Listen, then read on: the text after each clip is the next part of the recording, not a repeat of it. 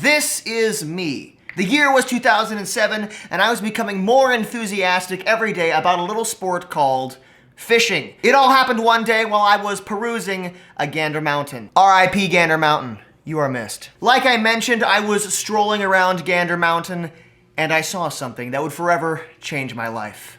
I saw an ad for a lure called the Berkeley PowerBait Blade Dancer. What if there was a lure that could catch fish no matter where you went? There's a big one right there. This lure is gonna revolutionize fishing! Introducing the new Berkeley PowerBait Blade Dancer.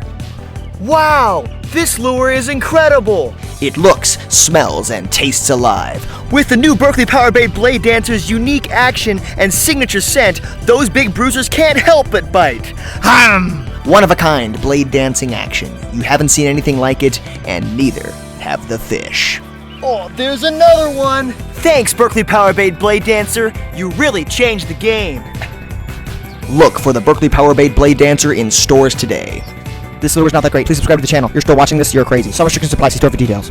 After seeing that ad, my initial impression was, I gotta have that thing. And so I persuaded my dad to pick up one of those lures. Needless to say, the years have flown by and that lure is no longer in production. But I happened to find some on eBay. And so today, we are going to revisit a lure that I was utterly obsessed with back in 2007.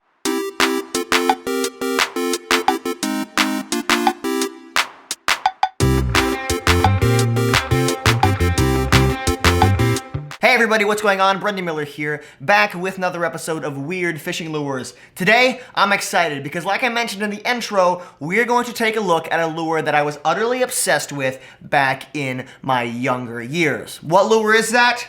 That is the Berkeley PowerBait Blade Dancer. I happened to be able to track some of these down on eBay. Like I mentioned, they are not in production anymore, and I took the opportunity to refamiliarize myself with this old friend, take it fishing, try to catch some fish with it, and just see what this lure is about and why was I so obsessed with it back in the day. Now, I think it's safe to say the main reason why I was obsessed with this lure was the infomercial that I saw at that Gander Mountain. It made this lure look like the best lure ever created, and I was so obsessed that I begged my dad to buy some, and he finally did. Although I remember when I actually took this lure fishing, I made 3 casts with it, and I didn't catch a fish, and I thought, this lure is a piece of trash, and I moved on to fish with something else. I was very confused as to why I wasn't pulling out 10-pound bass every cast. And so I talked to my dad about it, and he said something very, very important that always stuck in my brain. He said, Brendan, sometimes lures are made to catch fishermen more than fish. And that is very true. A lot of what makes a lure successful is the marketing and how effective it is. Well, let me tell you, the marketing for this lure was very effective to a young me who was just getting started into fishing. So today, I want to take a closer look at this bait and see, is this actually a functional bait that you can use, or is this bait simply a hyped, gimmicky lure that was made just to make money? Now let me just say this, the brand that originally made this bait, Berkeley PowerBait, has been a staple in my bag for years. I absolutely love the original power worm, and the chigger craw has played a big role in my fishing down through the years. So I have no hate for this company at all. In fact, I think they make some really, really good products. So obviously this product came from a reputable company who makes quality fishing lures, but does this lure actually hold up to that brand? I gotta say, upon first inspection, this lure does look a little bit weird and a little bit different. Starting off at the front, we have this part right here. This is a metal spoon, kind of bent up at a 45-degree angle. From that, there is a shank of a hook that comes out the back and a little line tie in the front. Now, this spoon, like I said, is a little bit different when you take a look at it compared to other spoons. This spoon has a very unique, again, bend in the top, and it also has a slightly concave underbelly. This spoon also has a very nice paint gradient on it. As you can see right here, it's got some nice flash to it, and that is kind of supposed to help with the overall appeal of this bait. The second part of this bait is the actual soft plastic part. This is a little soft plastic fish grub type thing that simply slides up the shank of the hook and rests just under that metal spoon. And that's pretty much it. That is the lure. It's a combination of a metal spoon and a soft plastic tail. Now this bait came packaged with one single spoon and 3 replacement little grubs. So if you caught a couple fish and your grub got all messed up, you could simply remove it from the actual spoon and replace it with a fresh new grub. Not bad. One of the main selling points of this bait is that it looked, felt, and tasted alive, given the fact that it had this revolutionary blade dancing action and the fact that it was paired with a Berkeley PowerBait little grub that actually has scent on it. This bait was advertised as being the perfect combination and pretty much the best lure. Another main selling point of this bait is that you could fish it a ton of different ways. According to them, you could jig it on the bottom, you could walk it near the surface, or you could just straight reel it in. You could do a lot with it, and that's what made this bait special. So there you go, that's a brief overview of the bait. Now let's actually take it out on the water and see how this bait performed. Now let me just say this, when I got this bait in the water, I was actually very excited. As you can see here, the action of this bait is very, very good and somewhat unique. This bait has a nice rolling, flashing action in the water. And honestly, I was very impressed when I got this bait in the water. I was very excited. I thought this might actually be a decent bait, and this could actually be a bait that I should keep in my tackle box. However, the more I fished with it, the more frustrated I became. Let me tell you why.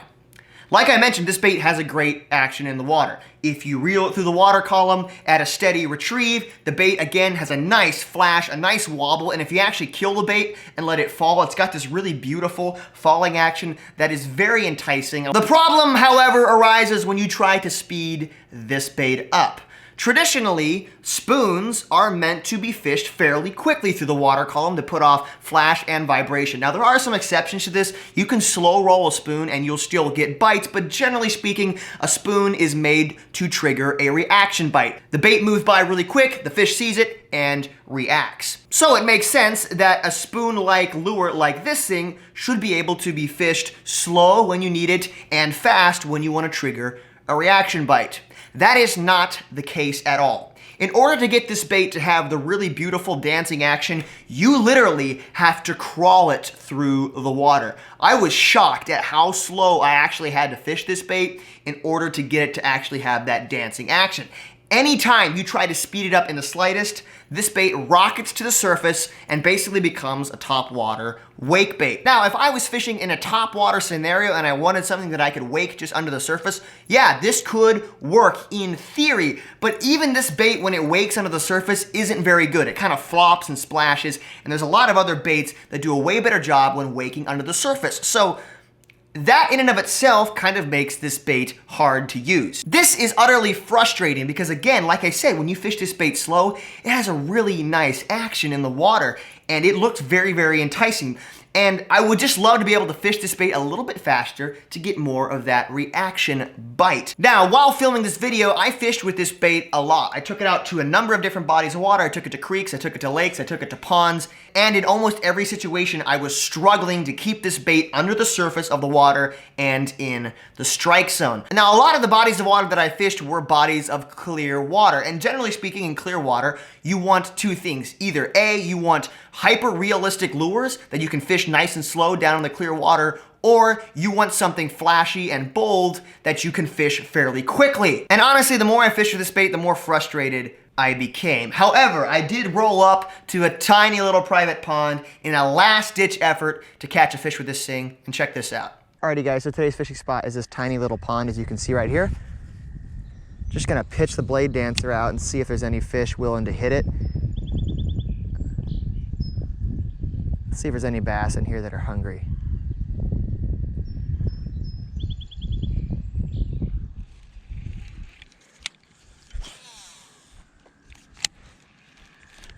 Okay, that bait hit the water and I have a bass on. That was instant. Wow, these fish are hungry. It's a good one, not a huge one. All right, boom, right there.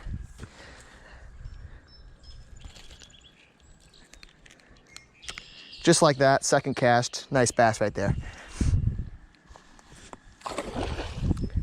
So as you guys saw, I was able to catch a fish on this lure after a lot of stress and fishing here and fishing there and jumping all over the creation. And the circumstances under which I actually caught a fish with this lure are a little bit weird because Honestly, I threw the bait out, and as soon as it hit the water, the fish was on, so I don't even know if the bait had any opportunity to display its action before the fish hit. Surprisingly enough, after that initial fish, I was not able to catch anything else in that little pond, which is very surprising. Again, the fish in that pond are usually very aggressive, but when I actually got this bait to flutter and I got the action to look right, the fish would not touch it. I think that has something to do with the fact that, again, the water is very clear there, and the only way you can fish this bait effectively is just really, really slow. And so the fish had an opportunity to study this bait, and sadly, this bait doesn't look realistic enough to entice them to bite. If I was able to burn this bait really, really quickly and had that nice fluttering action, I think I could have gotten a couple more reaction bites, but as it was very difficult to get a fish to bite. So the Berkeley PowerBait Blade Dancer, what are my thoughts after all of these years? Was it a joyous reunion to be reunited with this bait that I was obsessed with as a kid? Well, yes and no. Like I mentioned, when I originally put this bait in the water and when I started fishing with it, I got really excited because the action, again, looked really good. But the more I fished with it, the more frustrating this bait became. And that's kind of where I'm going to leave it. This bait is frustrating to use. Number one, it's not in production anymore, so you can't really buy it anywhere except if you poke around on eBay, you might be able to find some packs here and there. That's how I found this one. I didn't mention the fact that if you get a little bit of seaweed on this thing, the action's totally dead. And there was some casts where the bait would just start pinwheeling for no reason. I have no idea why, but I would throw it out sometimes, reel it in, and the bait would just start pinwheeling. So the action was a little bit inconsistent. So what is my final verdict on this bait? Is this the worst lure ever created? Is it a piece of garbage? Is it the best thing ever? I don't know. Here's the thing. For me, this lure is frustrating because you can only really fish it at one particular speed. And again, you have to be very, very precise with your speed. You have to find that sweet spot. So I'm sad to say that this lure isn't that great. Does it catch fish? Absolutely. Could you catch fish with it? Sure, you can. But again, one of the key things that I look for as an angler are lures that are versatile. And again, that was one of the main points that was hyped up in the marketing, is that you can fish this bait in all kinds of scenarios in a ton of different ways. That is simply not the case. Again, it's very limited, it's frustrating to use, and I can't really recommend it. Anyway, guys, hope you enjoyed this video. If you want to see more videos like this, let me know down in the comments below. If you want to support the channel, be sure to check out the links in the description. There is links down there to my favorite budget fishing lures. If you're on a budget and you want to check out some budget fishing lures that I absolutely love, they are linked down there as well as some of the gear that I use on a regular basis to create these videos. Keep in mind that those links are affiliate links, so if you click on them, I get a little bit of kickback, and it helps me to keep making videos. Also, there's links to my signature series swim baits as well as some merch. Thank you guys so much for watching, and as always, stay hooked. I'll see you later.